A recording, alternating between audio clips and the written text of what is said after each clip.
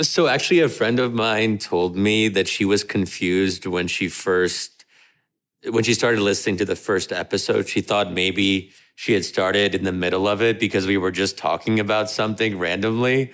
And then she finally realized after she tried to rewind and see where the start point was, that that's exactly what it was meant to be. There's one podcast that did this. It's a tech podcast, and I love it. I think it's just a great way to launch into this sort of stuff. I don't think any of the podcasts that I listen to do a cold open. So I think in that regard, we're quite unique. Yeah. All right. Well, in any case. That said, I listen to political podcasts. Right. So, as opposed to this, which is a comedy podcast.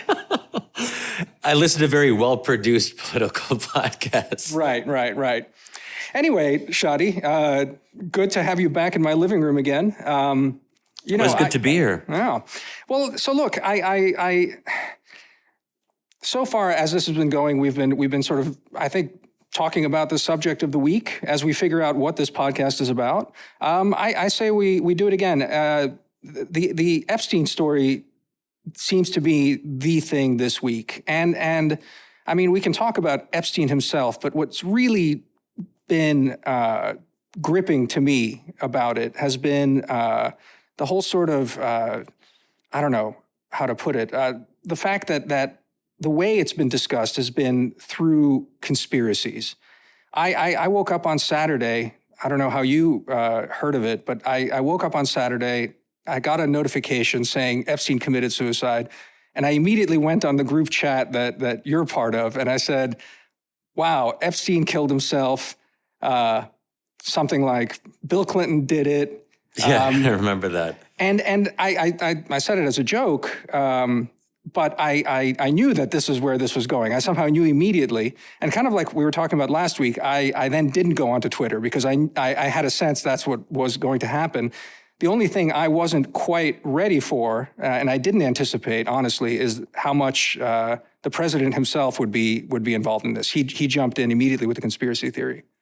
So, because I didn't actually follow Trump's responses all that much. So what was his conspiracy theory? No, he jumped in on the Bill Clinton thing. And obviously, in retrospect, in my joke to you guys in the group thing, I could claim right now that I knew that Trump would say this. But I just thought that all of Trump's followers would be jumping on this, kind of like on the Pizzagate thing, with both feet, that obviously, this was a large conspiracy, but I didn't think of that at the time. Well, you know what's funny is that because I don't necessarily check the news on the weekend right away. I don't think that's a great way to start the day. So I often find that things surprise me later on once I do finally check the news. But the first mention I saw of it was actually in our group chat. Mm. And I thought it was some elaborate joke and you guys were just fucking with me or something because you had the conspiracies in caps, Bill Clinton did it in caps. So I'm oh, they're just messing with me. I wake up and there's all these jokes going on. But then I actually later on went on the New York Times webpage and I'm oh, they were serious about this. Well, it's wild how quickly it happened. I mean, I think to me, it's a sign of the times to a certain extent. It's the way Trump has, I think, gotten in everyone's head and how, just that famous thing that's almost become a meme about people are saying, right? About Trump, people are saying, and that's his justification. He'll then trot out whatever's on his mind. It felt that as this broke, and then all the conspiracy theories about, the fate of Epstein emerged, it was just sort of part and parcel of the last 2 years. I mean, people talk a lot about the sort of conspiratorial nature of America, right? That Hofstadter, paranoid style of American politics. But this feels like something different. Like it's somehow been more mainstreamed in just how we interact and in general, just deal with the world. I don't know. Are you feeling that? Is it just me? Yeah. So, working on the Middle East, conspiracy theories are part of your everyday life. They're pervasive, and very well-educated people promote them. And sometimes, actually, in certain kinds of conspiracy theories, it's the more well-educated you are, or even sometimes the more time you've spent in the West, the more likely you are to believe in some like crazy thing if it aligns with your own kind of political side. And that's oftentimes how it works in the Middle East, that everyone's susceptible to conspiracy theories if they align with what you want to believe. And I think that one thing that I would often discuss with others is what explains this? How does this happen? And how, so in the case of Egypt, there's some very bizarre conspiracy theories that stuff that Israel introduces sharks in the beach, or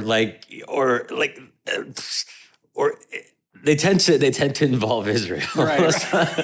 or if not, they tend to involve America, or if not, they tend to involve the Muslim Brotherhood. And of course, this is if you're a member of the secular urban elite. You see the Muslim Brotherhood as having its hands in everything, but it's not just the Brotherhood on its own. It's usually some combination of the Muslim Brotherhood, the US, and the Zionist entity.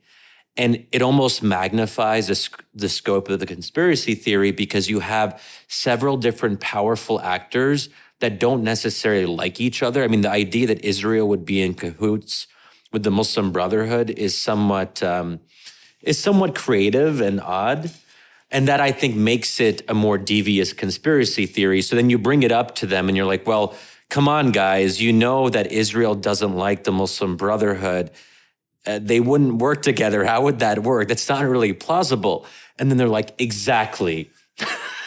For them, that's precisely what proves the genius of the conspiracy theory. Right. So they're right when you try to reason, you're kind of buying into the very premise, you know? Right. Well, talk to me a little bit more about that. What's striking about what you just said is that the most educated and best informed people seem to almost traffic in the most elaborate forms of that. How do you explain that? I mean, at least from the sort of American perspective, right? We tend to think that conspiracy theories are the provenance of low information voters, of people who aren't plugged in, or even more condescendingly aren't educated, right? That we need to elevate our voters so they're not susceptible to such things. So I should clarify, it's a certain kind of conspiracy theory that I have in mind here. But so if you did an empirical study, maybe you could find different patterns and they would probably be pervasive throughout much of the population, but in different ways. And different kinds of conspiracy theories would be more appealing to different segments of the population, right? But when it comes to like well-educated Egyptians, I think what's driving that is they want their country to be a particular way. And the fact that they represent only a minority of the overall population in terms of liberal or secular sensibilities, anything that goes counter to the greatness that they think Egypt deserves, then they have to find a scapegoat. Then they have to find some grand narrative of the case. And it's oftentimes well-educated people who are kind of flabbergasted by the dumbness of the masses, or the fact that the masses are taking their country in a very different direction.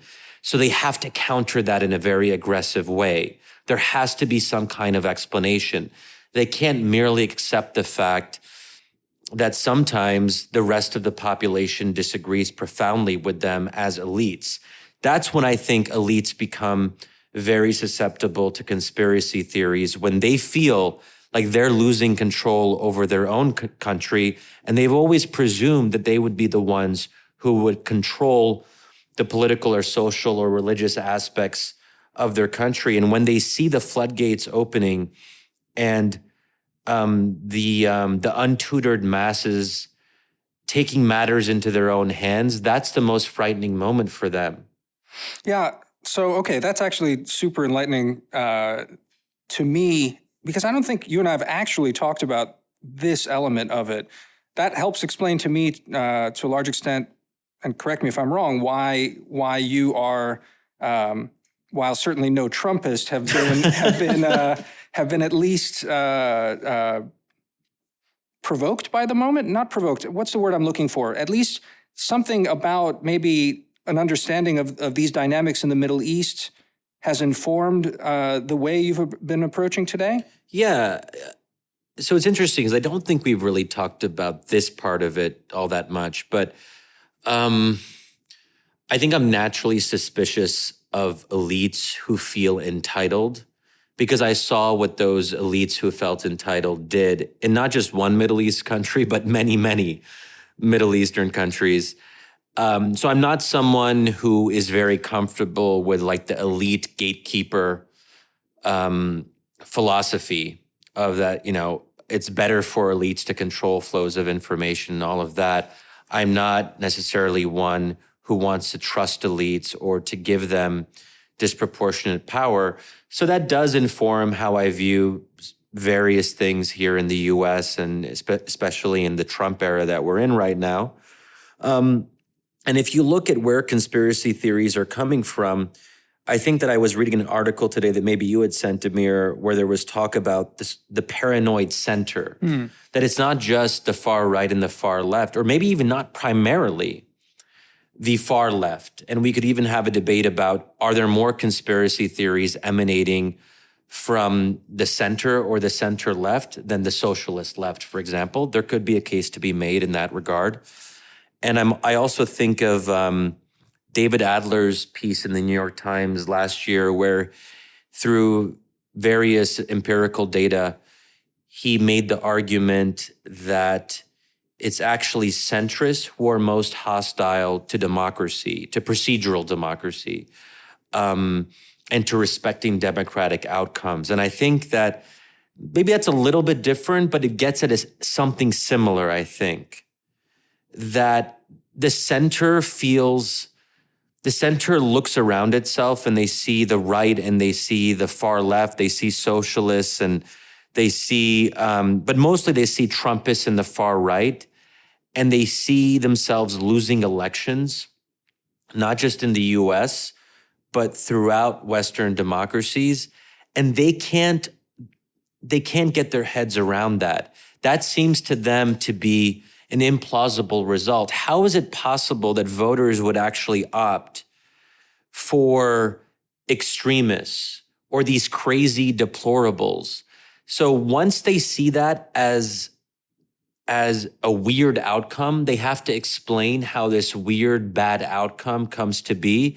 And one way of explaining that is to say that voters have been misled, that voters have been duped, that there is a conspiracy afoot. And of course, one conspiracy is the conspiracy of the Russian regime or Russians or Russians in conspiracy with other nefarious actors.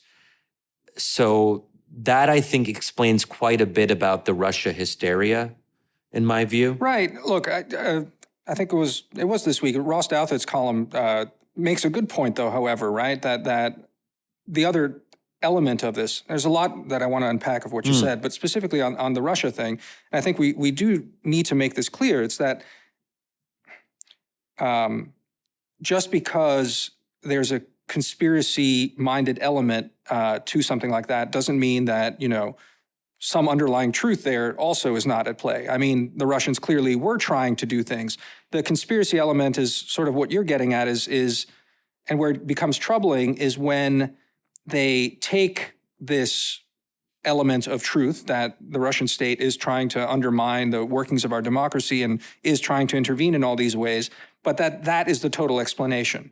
That is that they have managed to disinform and manipulate voters into acting against their own interests and have had an overwhelming effect on our elections, right? I mean, that's the part that's tricky because... Yeah, look, there is truth. So I think that both of us have no problem acknowledging that Putin, the Russians, even, which is a problematic phrase, I suppose, but that the Russians have been trying to subvert our democratic process. There's no doubt that the Russian regime wants to see us at each other's throats. They want to undermine American stability. There's no doubt about that. But what really troubles me is people who take that fairly anodyne observation. I mean, who really doubts that the Russians want that and are trying to do things with that goal in mind? But then they take it several steps further to say that the Russians caused Trump to win. And if it wasn't for various Russian conspiracies, Trump wouldn't have won. And therefore, Trump's victory itself is illegitimate. Right. And that's a dangerous argument and one that plays into Russian hands. Absolutely. It's precisely what Russians would like many Americans to think, because it casts doubt on the entire electoral integrity of our system. Precisely. Yeah. But it also says essentially that Americans are too dumb that there's no way Americans could have voted for Trump willingly on their own. So it's essentially saying that there's no way Americans could have done something like this, which I think is very patronizing to say to your fellow Americans, because we know that many millions of them did vote for Trump. But to say there's something like there's a kind of false consciousness, and this also fits into the social media critique, that even if Americans did vote for Trump, they voted for Trump because they were pushed to go against their natural instincts by an outside power. Right. Well, so I think we're getting at a really key question here. Do you agree that there's something that even the founders worried about, the idea of a demagogue?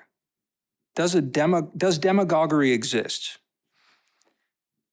I mean, let me ask you that to begin with, because I think the issue is between the tension between, the category of a demagogue and the ability of a demagogue to hold sway versus something else, which is faith in the inherent wisdom of the individual to be able to make, a set of sovereign decisions, which also underlies a certain conception we have about the inherent goodness, stability, legitimacy of democracy, right? So talk to me about demagoguery. Yeah, sure. So did the founders prefer that we not have demagogues, and were they concerned about that eventuality? Yes. But then we're at a point now where we do have demagogues, and then we have to ask a different set of questions. We can't pretend they don't exist. They are there. Trump is one of them. Then the question becomes, is a demagogue the symptom, a symptom, or the symptom, or is it a cause? And I'm inclined to say that it's a symptom. So, and I think that our mutual friend, Pascal Emmanuel Gobry, made this point in a Twitter thread the other day, that there's a danger in attacking the symptom. And I think that's oftentimes what we're doing. We see a demagogue and we're saying, that is the problem. No, that is the result of a deeper set of largely structural problems that are very hard to address. And it's a lot easier to say, well, Trump is causing people to act this way and he's the independent variable. But actually, in many ways, he's the dependent variable. He's the result of a confluence of factors. And it's so easy to say that Trump is the problem because it basically absolves not just Americans, but particularly elites of their responsibility for the messy, shitty, problematic situation that we're in, not just in the US, but in many, if not most, democracies across the globe. So it's so convenient. And that's why I think elites and gatekeepers, if you will, are so focused on attacking Trump, the person, because that is an easier answer to a much more difficult question. I agree with you actually a lot. However, Okay, and however. no, let me put this in there because I'm working through this. I'm reading Peter Pomerantsev's new book, just came out last week. It's about, very broadly, about technology and this proliferation of the disinformation thing. Peter's been working on this for years now. And Peter comes from I think there are certain assumptions with how Peter goes about it, but it's a very persuasive book and talks about the role of technology and the ability to do this kind of manipulation. I sent you the other article. I don't know if you had a chance to look at it in the New York Times about YouTube in Brazil that came out a few days ago. And I guess what the only pushback I'd give to you in the characterization you had about how easy it is for elites to just point to Trump and externalize all of these things and say that it's a symptom. I think a more nuanced way to say is it's clearly, yes, it's a symptom on the one hand, but it's also a cause, and maybe technology is amplifying these things. That is to say that the founders were worried about a demagogue. Arguably, they set up everything in such a way that they were actually disappointed with how democratic things turned out. When Thomas Jefferson and Adams were on their deathbed and corresponding before they died, they had a sort of shared understanding that the country was a lot more democratic than they thought. And even Jefferson, who has tendencies of being more democratic than the more aristocratic Adams, neither of them were exactly as big of a Democrat or would have been thrilled to see something like Jacksonian democracy arise shortly after. The thing is that nevertheless, even taking Jacksonian democracy and the evolutions since the early founding period, there still was this concept of gatekeepers and an elite that was able to, I think, keep demagogues in check. That is to say, on the one hand, I agree with you, the label of demagogue is far too easy to just point to and then say, well, this is the cause when really it's just a symptom. But what if it's both to a certain extent? That, something that ends up being symptomatic of distress, unhappiness, dissatisfaction, suspicion about the hollowness of elites. At the same time, if the gatekeepers go away, and whether that's technologically driven or because the gatekeepers themselves have shown themselves to be hollow and corrupt, then you get this sort of feedback mechanism now that we don't have a check on, that, again, social media, algorithms of amplifying these signals, even malevolent actors who are using these things to play with our democracies, that something has changed, and that variable is this quickening and this falling off of these things. And we now find ourselves in this situation where it's both, basically. And it becomes devilishly hard. On the one hand, you don't want to say that Trump is illegitimate because that's playing that one-sided game. On the other hand, you don't want to say that, well, this is just the messiness of democracy and it'll work out just fine. Maybe that we've reached some sort of inflection point where the collapse of the gatekeeper, on the one hand, be it because of technology or because of the hollowing out of the ruling class and elites, is leading to a kind of nasty feedback loop where the demagoguery is now unchained and it's having an effect that it won't be able to be brought back. Does that make sense? It does. These are really good points, and there's a lot there. So a couple thoughts. Is social media amplifying something? Yes, but it's amplifying something that's already there. So is it a factor? Is it a contributing factor? Yes. But to kind of say that social media is the cause, or in the case of Brazil, in this New York Times article, that YouTube caused the far right to come to power. That's the language I'm very uncomfortable with, because why were Brazilians receptive to crazy or problematic or racist or whatever it might be, right-wing commentary? They were receptive to it because it spoke to something that they were looking for. There was already a gap there. And then this discourse filled that gap. Then the question should be, if we want to go to the kind of the original cause, is what led Brazilians to be so susceptible to outlandish conspiracy theories? Something made them susceptible to that, right? So that's one thing I would say. When it comes to, will this all work out in the end? I think it's worth remembering, or at least this is my interpretation based on what I've read of the late 18th, early 19th century. And if you look at the conflict between Thomas Jefferson and Adams, and I think the book Friends Divided captures this quite well. If you look at the kind of debates they were having, I mean, we were closer to civil war then than we are today under Trump. That was a very scary time, at least from the historical accounts that we can look at today. When you read these are very foundational divides, including between founding fathers themselves. And of course, we did eventually have a civil war. So clearly, we were not a stable democracy in the early founding period. So I look at what we have today, and I think we touched on this maybe a little bit in the last episode. I find myself more relieved than perhaps I have any right to be.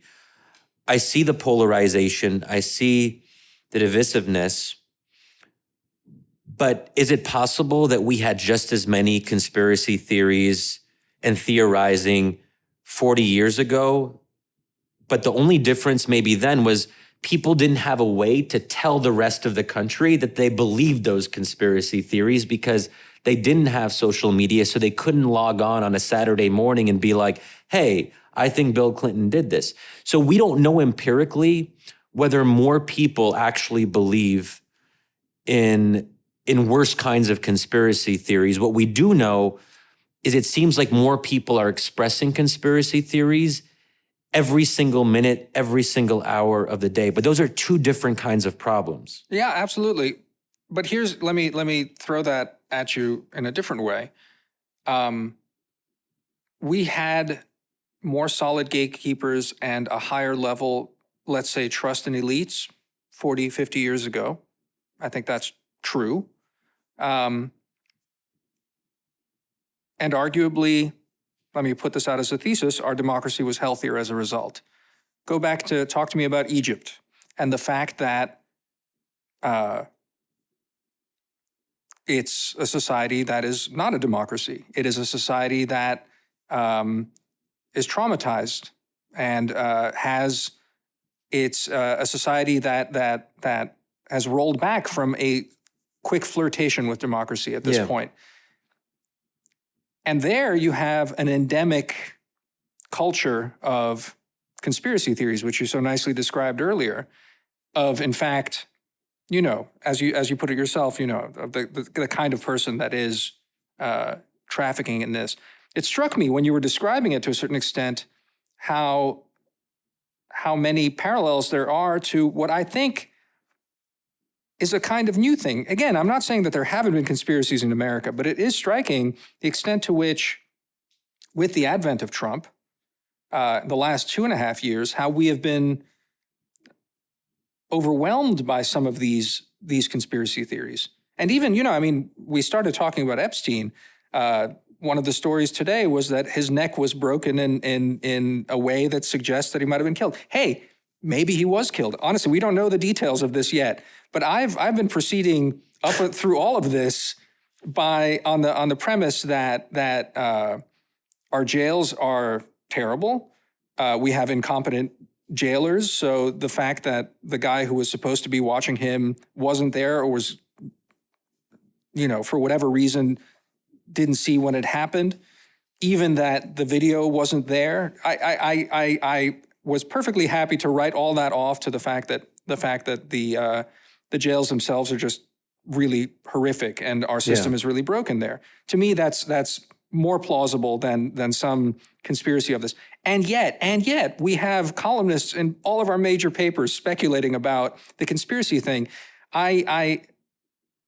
So again, does that signal something about the health of our democracy that, especially going back, reflect a little bit on the Middle East parallel to this? Are we in a new moment? And again, I'm not saying that anything you said about original causes and roots of discontent that lead to demagogues and all of that is wrong. I think that's all correct. Yeah. But again, is the fact that we are now caught up in this new thing, and the fact that it seems, just from this conversation, that it has some parallels to Middle Eastern political discourse in some ways. Do you see any parallels there? I don't know if this actually fits into your parallel, but one way of describing the failure of democracy, the failure of the democratic experiment in Egypt, is elite gatekeepers.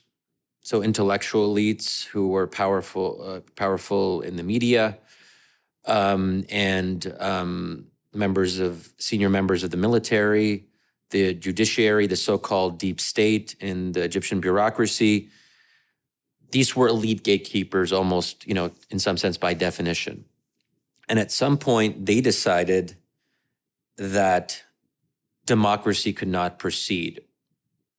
That's not to say that this democracy or this experiment wasn't flawed. It was very much flawed. But however you want to describe that democratic experience, they said enough. So when I look at it that way, I see elites as, in some sense, inherently anti-democratic actors because they are suspicious of popular rule. They are suspicious of the people saying and doing too much on their own. They are suspicious at times of the vote, of people voting too much for too many things, right? So that's one way of interpreting the Egyptian case. I don't know how well that fits into what we're talking about now. There are some parallels, I suppose. And one parallel is that you don't always want the elites to be controlling the gates. And sometimes, and I think that you actually, if I can quote you, Damir, I think you had put it this way to a mutual friend of ours. You had said something like, either the people are sovereign or the people are not sovereign. And I like that way of putting it. At some point, you have to choose. And if you do believe that the people are sovereign, then you have to accept that the people, in quotation marks, are going to say, enough is enough. We're done with trusting the elites. So was it better 50 years ago that there was relatively high levels of trust in elites? I don't know. Was it? We can debate that. I wouldn't want to assume that without questioning the premise, because maybe we have to go back a little bit further. Well, we can talk about McCarthyism. We can talk about before that, or even during that period, still pretty profound racial discrimination enshrined in law. I mean, at this time, let's say the 50s, let's take the 50s, you had trust in elites, but you also had terrible racist policies that were institutionalized and systematized in a way that we would never dream of accepting today. And I think part of why that was able to sustain itself was because of elites. Yeah. Right? And it was only when you had hundreds of thousands, if not millions of Americans saying, we are no longer comfortable with elite consensus on X, Y, and Z issues, that's when you had real challenges to these structural inequalities and structural discrimination, so on and so forth, right? Yeah. Does that? Yes. Absolutely, I think change in societies. I hesitate to say progress because I don't know. For me, I Well, the language of progress, I think we both agree, is inherently problematic. This idea of a progressive kind of cast to historical. But we shouldn't neglect. I mean, I catch myself in saying that because we shouldn't neglect at least the idea of the possibility of change and adaptation, and that is what democracies are good about, right? And a healthy democracy is one that is able to take into account the signal from the people, the wisdom of crowds, if you will. But it's. I guess the question I have for you is that the elites are at least in the Egyptian case, again with resonances for some of our elites, but it's suspicious of people voting too much and on too many things. But at the same time, we don't live in direct democracies, and we live in representative democracies, or at least the healthy ones are. Are you worried at all about too much democracy, or like too much direct democracy, too much unmediated democracy? Or are you generally an optimist about that in the sense that you think that there's no problem in integrating that into what is a healthy democracy? Does that trouble you at all? Okay, I want to be careful here because I don't want to sound completely complacent about the moment that we're in. Obviously, this is a scary time. We feel that. I feel it. You feel it. Something feels wrong, and we've talked about that in the previous episodes, right? But the feeling that something is uniquely wrong today, is that democracy's own way of calling us to attention? I don't know. I mean, I'm.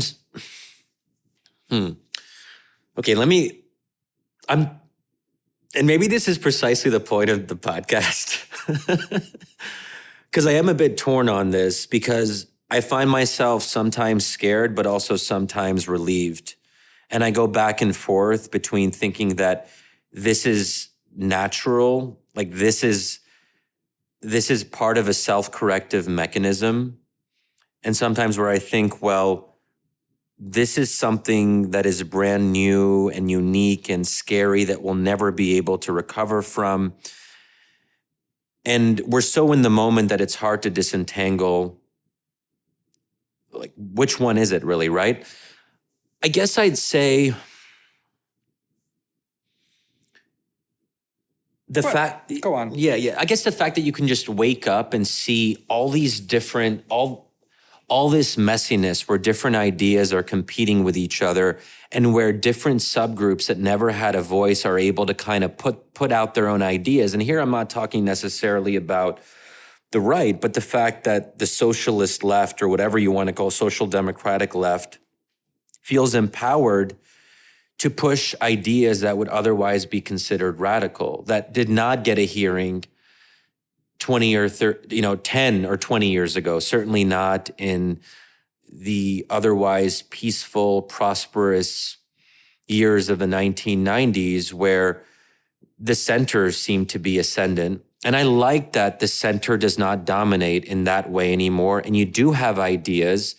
And I've written about this before, about the 70% marginal tax rate, or a wealth tax, or the fact that Bernie Sanders' previously radical ideas are now entering the mainstream. That would not have been possible without the collapse of the gatekeepers that all these people are lamenting. So what people are lamenting is also allowing new economic voices that are challenging the economic status quo to actually get a hearing. That seems to me to be a self-corrective mechanism, because what massive inequality, I think most people would agree, even if they disagree on what the actual solution is, it's getting bad. And that's driving some of the problems that we're seeing in Western democracies. And that economic inequality interacts with social, cultural, and identity-based movements, and you can't separate them from each other. So now that we actually have politicians that are saying we have to get serious about addressing this stuff, and none of this incrementalist, half-hearted nudging. Nudging is not enough. And there was a book called Nudge that actually did promote the idea that we could address foundation, like structural problems through nudging. And clearly that does not work. And people are not content with that answer to the question. So in that sense, if you look at the collapse of gatekeeping from that perspective that I've just laid out, then it's working, right?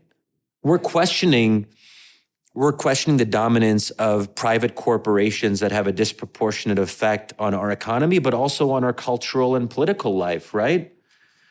Something seems wrong, and the fact that we feel that something is wrong is pushing more and more people to action. And I was just talking here about the left, but the fact that folks like Tucker Carlson and others that seem to be on the opposite side of the spectrum are citing some of the same concerns. The fact that Tucker Carlson mentions Elizabeth Warren's Two-Income Trap book as one of his influential books, or a book that's really shaped his way of thinking, that doesn't reflect badly on Elizabeth Warren. If anything, that's a promising sign that there is that it's not just the far right and the left or whatever, that there's a common economic critique here that folks on different sides of the spectrum are realizing, because they feel that something is wrong, maybe in different ways, but there is an overlap, right? Yeah. I know there's a lot there. There's a whole lot there. No. And look, again, I think that's right. But what you're getting at there is that what I think is genuinely exciting. The way I think about what you just said is that at the end of the Cold War, the consensus, call it the hegemonic consensus at the end of the Cold War, was this idea that we figured it out. You know, not to caricature too badly the views of my former professor and founder of the magazine I work at, Frank Fukuyama, the end of history idea, right? That basically, and what flows out of the caricatured version of the end of history, right, is the technocratic ideal, which is what Cass Sunstein's Nudge book ends up being the apotheosis of, right? It's not only are the big issues solved, we can just, all that's left is we solve with these like behavioral sort of tweaks. You know, people aren't saving enough. We make it the default. That was, I think, the big insight of that book, is like you reset the defaults on preferences, and then people, you know, because they're lazy, they will choose the virtuous thing if technocratic elites pick virtue for them. And I think what's happened, and what you're describing and what you're excited about, is that the hold of that vision, which really in the 1990s and, you know, I would argue until 2008, had a certain kind of dominant hold on, and that's where the center came from, and we were all marinating in it, and that's how you were respected as a serious person, is if you took all that. That's been shattered.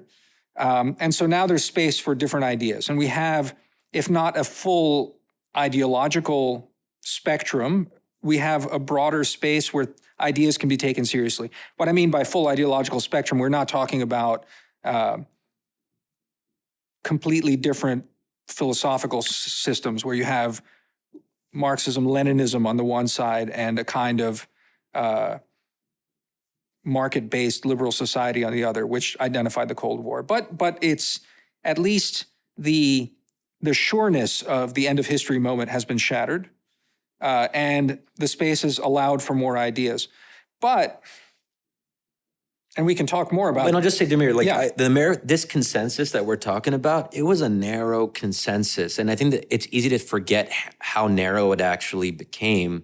The kinds of things that, and so take foreign policy, for example, when, you know, this term, the bipartisan consensus, and you've been very critical of that bipartisan foreign policy consensus, which I think you might argue was overly interventionist. And now there are people questioning the entire architecture of American foreign policy, including perhaps the president himself, in ways that I think are obviously quite problematic. But it's worth remembering that that architecture gave us something like the consensus around the Iraq War. And it's easy to forget how many prominent Democrats signed on to that without questioning it, because there was this illusion of that we knew, that elites knew, and that we had to listen to what the elites from both parties were telling us about whatever it happened to be, weapons of mass destruction, so on and so forth. I'm less critical than you about aspects of that bipartisan foreign policy consensus, and I hope that in a future episode, we'll talk about some of those differences. I'm still pretty much an interventionist, not on the Iraq War, but on things like Syria, Libya, and so on. And that's a different set of issues. But how is it that elites got us into the financial crisis of the late 2000s? How is it that these bipartisan elites got us into the Iraq War?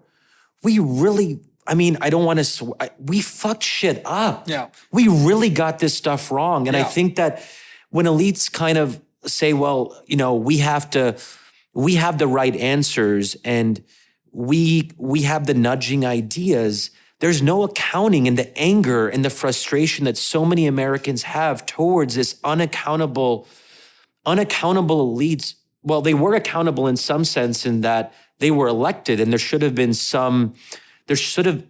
a more obvious corrective mechanism. And that's also what's frustrating, is that in theory, these were people that should have been accountable, but oftentimes weren't in practice.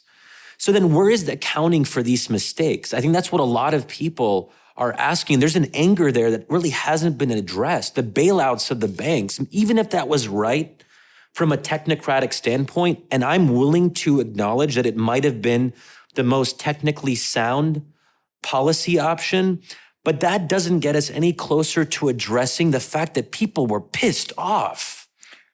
Yeah. Yes. And we should do foreign policy soon. But how is it possible that all these smart, well-educated elites that all went to the top schools, that all were being elites together and hanging out and all this, they got all this stuff wrong? That doesn't surprise or trouble me, quite frankly. But I think it surprises and troubles elites themselves, who aren't willing to acknowledge the sheer scale of the failure. This isn't just a couple mistakes. This is much deeper than that. The Iraq War is the most strategic blunder in foreign policy of the modern era. You're not going to get arguments from me on that, Shadi. None of that. I guess though, what I want to just pull us back to the sort of systemic question. And there's so much to discuss on all the things, on the economy, on foreign policy, on the space that's been opened up for this. I don't question any of that, and I think it's healthy. But let me ask you again, though. It's about, we started talking about conspiracies, and we started talking about what are we hit upon the idea of what are the dependent and the independent variables. What's changed? Has anything changed? One thing that I think you and I and our broader cohort, and I think it was very apparent in the National Conservatism Conference we talked about 2 episodes ago, is a sense that none of us saw Trump coming. None of us saw Orban coming. Well, but hold on a second. But none of us really, once it happened, our good friend once said this basically, is that what us pundits are really good about is back explaining anything that happens. So Trump happens, and all of a sudden everyone has 50 good rationale for why it happened. And I think that one of the dangers is that it becomes overdetermined, that now we're reading in a kind of profound dissatisfaction and a profound kind of electoral mood that is there. I mean, I'm not denying that it's there, but it's also a danger of, I think, overdetermining that and overdetermining what it means at any one point. So again, I ask you, it's to consider on a systemic level. Are there dangers from the kind of hollowing out of the elites that is then amplified, the effects of which are amplified by this technological revolution, into which step demagogues who are pushing a kind of, I don't want to say nihilism, it's not that, but it's a kind of agenda that is foreign, or at least outside of the consensus of a kind of some precepts that are necessary for the West to exist, or at least are part of the tradition. Call them a certain set of beliefs, if you will, to get back on a set of beliefs. These aren't necessarily truths, though we like to talk about them that way, but a set of founding beliefs. So we have a set of demagogues that are now harnessing a hollow center, the ability to mobilize through technology, and we're headed into this space now. And again, I put forward to you this thesis that the fact that the striking prevalence of conspiracy theories, to me, it signals some unhealth. And again, I say this by bracketing, in a positive way, everything you said about this kind of excitement and sense of possibility in all of this. And I want to also say on top that I'm not actually a pessimist, that I think that we're driving off a cliff. I do think that overall, maybe this is part of a correction, but I just want to push back a little bit on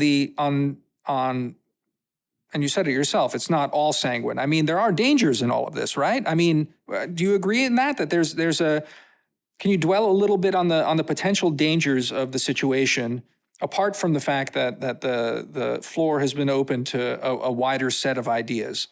Yeah, okay. So the thing that I'm most worried about is Trump winning in 2020, and then more and more Democrats, as a result, losing faith in the very idea of the democratic process, because it's one thing for it to happen once, and and many Democrats have found solace in the idea that Russia or Comey's letter or God knows what else caused the outcome. But if it happens a second time, then I think it will. I can imagine a lot of my fellow Democrats seeing that and thinking, wait, can we not actually win in a democratic contest? And if we can't, then is there something fundamentally flawed about about not the current democratic process, but the idea of having a democratic process and adjudicating our differences through that and respecting the outcomes that result and so on? And then if people lose faith and they become more despondent, then they look for options outside of the political process. And they don't have to necessarily be violent, but they will be outside of the system in a way that I think could be dangerous. You want people pissing inside the tent as much as possible. Right? So that's one thing I'm worried about. That said, if Democrats win and it's close, what are Trump supporters going to say or do? They're going to immediately, and this is not just Trump supporters, but also the Republican Party, impeachment. We're going to be in this perpetual state of whoever loses the election will try to impeach whoever won. That's why I thought the rhetoric around Trump and trying to impeach him by any means necessary, even well before the Mueller report came out. Let's not even get into the Mueller report.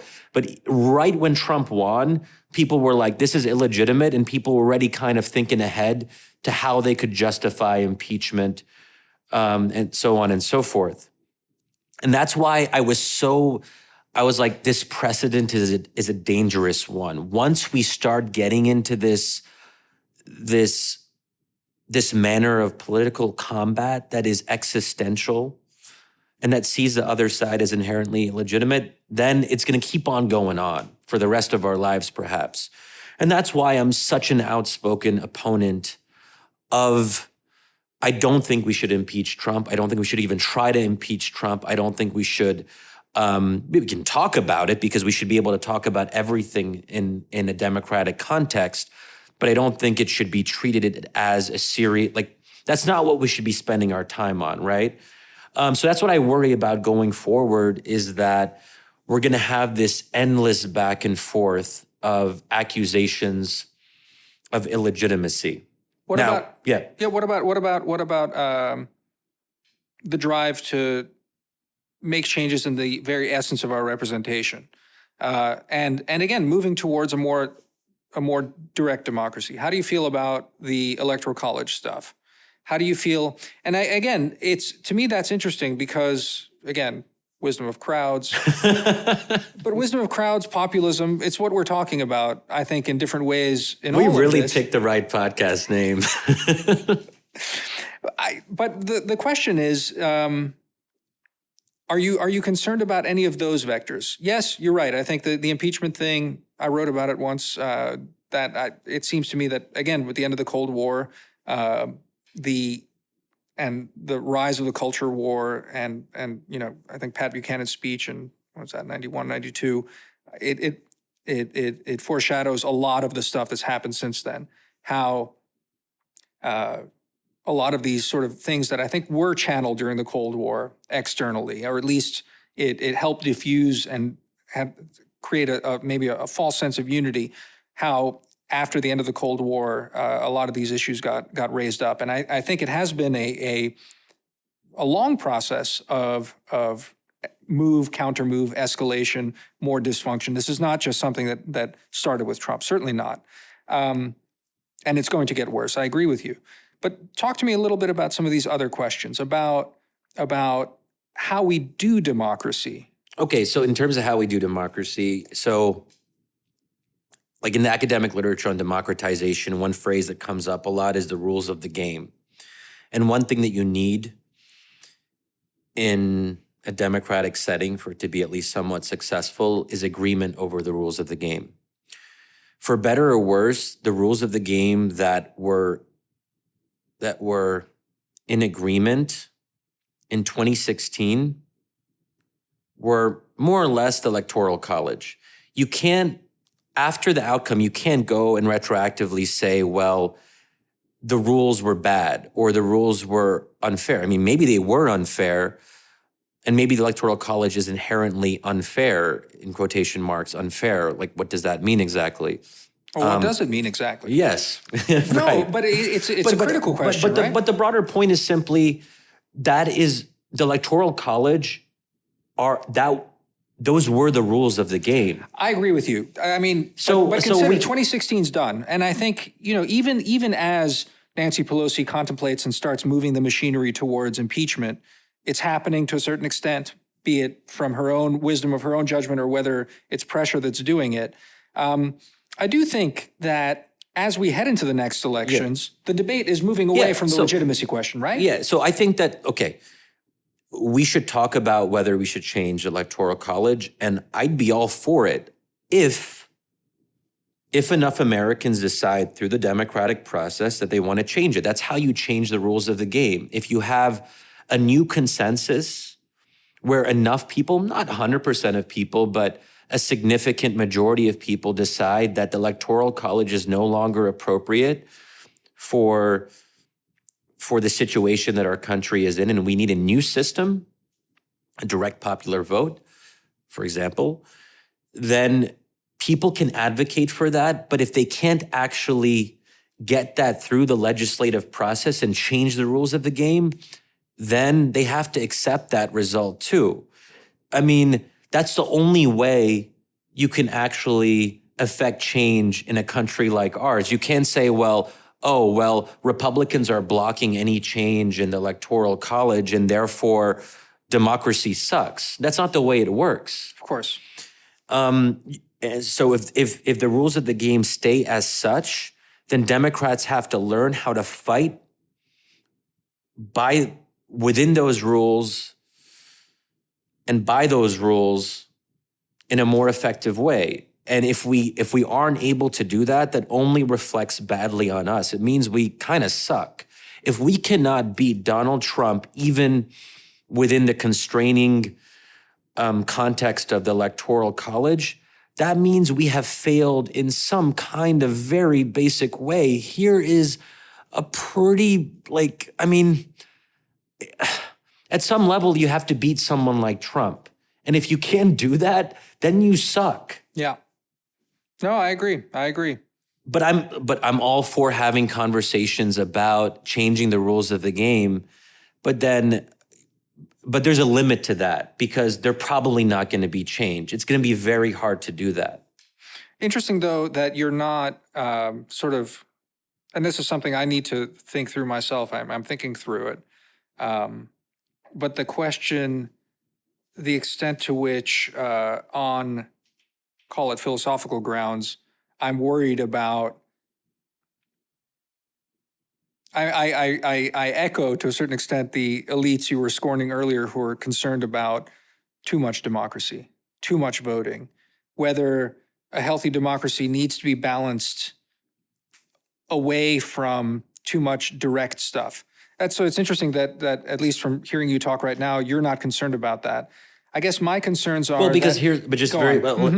that the Electoral College is itself a product of a democratic process. So as you know, Damir, I'm kind of, I'm a so-called democratic minimalist. I sort of view that whatever a given democratic process produces, I consider to be inherently legitimate, even if I don't like it. So regardless of what I personally feel about the merits of the Electoral College versus a direct popular vote, I'm willing to defer to whatever the democratic process produces. Just so listeners are aware of that. Yes, good. Yeah. Good to clarify. My concern is the following: that technology, again, to circle back, there is a strong technological component that is shaping expectations. Put it that way, is shaping expectations of voters in democratic societies in a way that societies as construed are unable to meet, which is leading to a sense of frustration. This is not to say that elites have not been hollowed out and are not able to also even cope with certain realities, and that there have been catastrophic mistakes made, as you alluded to. But that I keep coming back to this idea that technological change is an important variable that we are in danger of waving away too glibly as saying, well, technological change happens, it's always been happening, and therefore maybe there's something that's happened now that has raised expectations towards direct democracy that gets us to a point that leads to dysfunction, that there's a level of direct democracy that leads to ungovernability, that too much direct democracy leads to too much individualism, which again undermines the illusion of a single polity that is governable. That's the other part. Well, isn't a bigger driver of that, though, educational attainment, that unprecedented numbers of Americans have college educations, and whether that means they're well educated or not is perhaps a subject for a different time. But I think that anytime you have well-educated citizens, they're going to ask for more. They're going to get frustrated more quickly because the gap between what they expect and what they actually get will probably grow. And this is, I think, the story of revolution in any number of contexts. And we see it throughout the world over the course of the 20th century, where you have very rapid processes of modernization and very, very rapid shifts in educational attainment. Just think of cases like Egypt, Jordan, Tunisia, whatever it might be. In the 20th century, we're talking about single digits having, secondary education, and then it goes up tremendously to the point where even if you don't necessarily have the highest rates of college attainment, even though they've increased significantly, everyone knows about college. They know that it's something they could theoretically aspire to. They know it's an option. So I think to me, that explains it a little bit more, even here in the US, than say, and our shifts, I don't know the exact numbers, but in the 20th century, it's been a pretty tremendous growth in the number of Americans who have college degrees. Then is that the bigger driver? Because if you're educated, then that means that you will probably be more individualistic in the sense that you are more conscious of your own ideas and your own beliefs and so on and so forth. Shadi, I'd say this is so not anything I am very acquainted with. So I'm going to rely on. But even just intuitively. No, but I'm going to rely on a half-remembered statistic from from Tyler Cowen's book, not Average is Over, but the short booklet that came before that. And he talks about the fact that I think in the United States, the easy gains of attainment for higher education, that there's been some sort of plateauing to that. So, I would argue to you that it doesn't fully explain what's happening. That maybe, I think it's a really interesting insight that we have examined in developing societies where the middle class emerges. I think that's what you're talking about, the emergence of the middle class and the educational attainments attendant to that. It leads to a serious disruption, which oftentimes leads to political instability and the rest of this. I'm not sure that's playing out, that if you looked at the education statistics in the United States, you'd see in the last, 10 years, that I think the opposite's it's been plateauing to a certain extent, that it hasn't been growing. So what is it? And again, my theory that I'm arriving to in the midst of this conversation with you, perhaps it is technology that is now disrupting these things. That it's not, that there's something about technology that itself is changing expectations and demands of voters in our Western democracies, that the system is proving unable to cope with at the current moment. So let's say technology is more important than I think it is in this kind of discussion. What are the implications of that? Could you maybe lay out, what do you think that means? Let's take your premise that technology matters more. Where does that take us? Optimistically, it takes us to a lot of the things you've been saying. More questions are raised. There's more stresses on the system, and the system is forced to adapt. But given the inherent adaptability of democracy, as long as it makes space for input from the people, it adapts, and we have a more responsive and healthier democracy going forward. Okay. That is able to take into account all the diversities, all the demands of individuals who come to realize their individuality and their individual demands, and it's able to harmonize and make this governable. But does the optimistic scenario require some kind of shift in how we view the role of technology through regulation, let's say? I don't know. I mean, I haven't thought about that necessarily. No. No, call this just a purely philosophical. Let's say that's the optimistic scenario. The negative, the pessimistic scenario is one where I'd say that the demands being put on the system are towards a kind of direct democracy, which philosophically we know to not be actually a good system. Direct democracy is inherently a dangerous thing because it leads to both a kind of ungovernability, because it puts too much faith in the wisdom of crowds, because it a healthy, functional democracy is a representative democracy that requires a healthy elite, which is delegated to, which allows for a kind of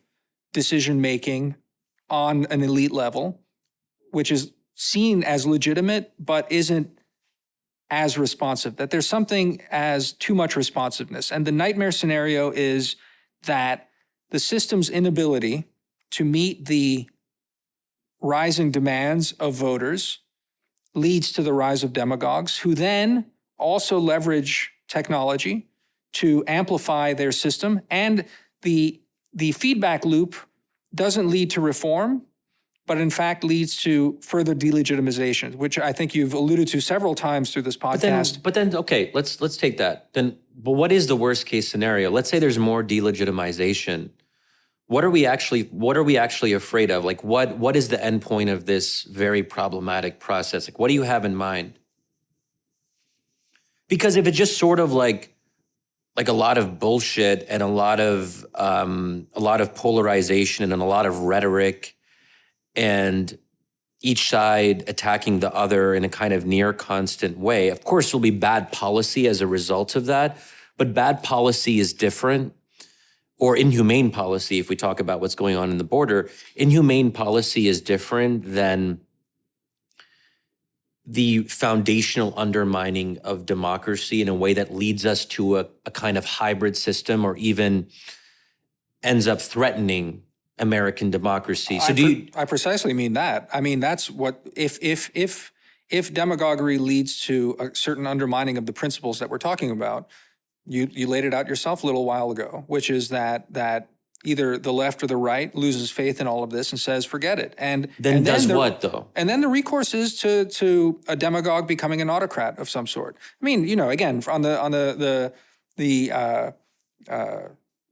nightmare scenario for Democrats is the one that Trump tweaks every so often in his tweets, which is saying, maybe it's 6 years, maybe it's 8 years, maybe it's 12 years because not 12, 10 years because Mueller took 2 years from my legitimate thing. So I get to do this, right? That's his favorite joke. But you know what? I mean, there's a serious undertone to that. But here's what I'd say. The very polarization you point to that would be a product, so worsening polarization over time, would inhibit the ability of a demagogue to essentially make America into some kind of semi-autocratic state. The fact that we're so, we're becoming less and less homogenous at the elite level, but also on the popular level, the fact that both sides are too strong in different ways, suggests to me that even if both sides are attacking each other endlessly for being illegitimate and they don't seem to necessarily respect democratic outcomes, there could be this kind of de facto stalemate because we have a kind of partisan balancing. We're a kind of 50-50 country, and there's nothing that I've seen to suggest that we're going to become a 60-40 or a 70-30 country anytime soon. And that's actually one of the advantages, perhaps, of the Electoral College. It creates a kind of check on what could otherwise be the demographic ascendance of the Democratic Party, to where it would be very hard for Republicans to win on the national level. I'm just putting that out there. I think that's right. I mean, again, that's a subject for a whole other episode. But I think the things that we're pointing to are themselves an inhibiting factor to the worst case scenario. Because too much polarization means that one party can't necessarily claim decisive victory over the other. Right. Except a democracy slips into something else, either an increasingly bitter stalemate, which leads to ungovernability. The point is, the break at some point, if the frustration gets there, doesn't require 70-30, is my argument. It requires a rejection of everything and then a resort to force of some sort. Now, again, I don't have a theory of the case here of how this plays out. But the point is the break, you know this well enough from the Middle East. You see it in Egypt recently. It's not that you needed a certain kind of popular mandate to end the democratic experiment.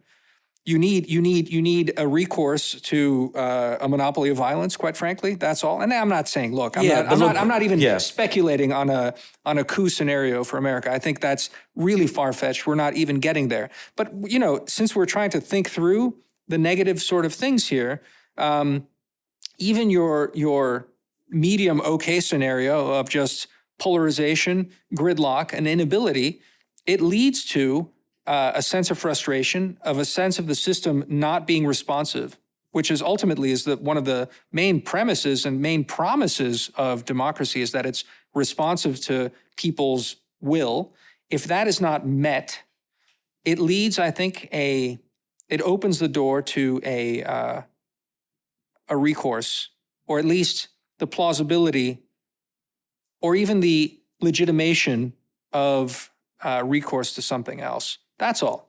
But even if democracy writ large isn't responsive to the demands of the citizenry, at least each party will become more responsive to the demands of its own partisans. Right. So at least you have that. So people can kind of take solace in, hey, at least my party is indulging me. And this is where I think we talked a little bit about this last week. The fact that people can express their anger, there is a legitimate, peaceful channel for like crazy shit, i.e. social media, where people can like pontificate and like attack. So when I write something in like the previous era, like if some person who wrote articles said something dumb or problematic, there was no way for an ordinary person to express their frustration directly. Now people can like call me out and call me names 24/7. That offers a kind of channel that may in fact be a kind of valve. Maybe, and maybe that's the hopeful scenario. That in fact, no, I'm serious. I mean, maybe, and that's the way to end on a hopeful note on this. That maybe it's the fact that social media allows us to vent, that makes the larger problems bearable. Because it is true that despite all the noise of the current moment, we're not at the level of political violence that racked us in the 60s. Yeah. Not even close. And maybe the valve is doing itself. So there's while the system is, on the one hand, under stress by some of these technological factors, it's also, technology is providing an exhaust that is helping countermand this. Yeah, and there you go. It's not as bad as the 60s. There it is. That's there you go. That's the name of this episode. Anyway, Shadi, talk to you soon. Yeah, so I'll be, I guess, in Turkey next week. We'll see if I can. We can dial you in. Wouldn't that be kind of crazy if I would be in a completely foreign country, like 5,000 miles away, like sitting on the beach somewhere on vacation, and I'll have like a Wi-Fi connection, and I'll have like some like little like special mic contraption, and I can just like pontificate from the beach. Technology, man. It really is. It's the savior of us all. All right. Safe travels. Okay. See you, Damir. See ya.